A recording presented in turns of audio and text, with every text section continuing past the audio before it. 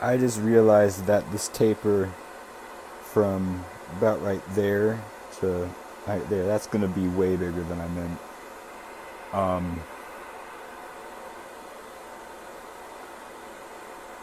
uh-oh. Alright, I think it's coming out fine. The lighting in here, out here, isn't very good. Um,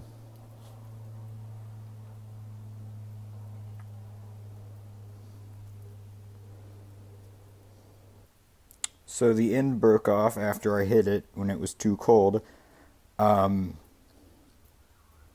but I can work with this. It's a feature. It's a feature. After the first day, this is my left hand. And wait, did that turn that upside down? Alright. This is my right hand, and it has a blister or two. And that's because this is my hammering hand. And why is there an IKEA bag on the ground? I gotta cut it off and sand it. I'm at my friend's house because the power tools at my house were being stupid. And there's nothing like spilled antifreeze, am I right? Okay, this is it. It's a leaf.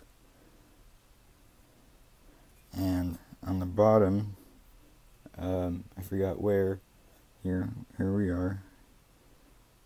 The camera isn't focusing, but I carved my initials in.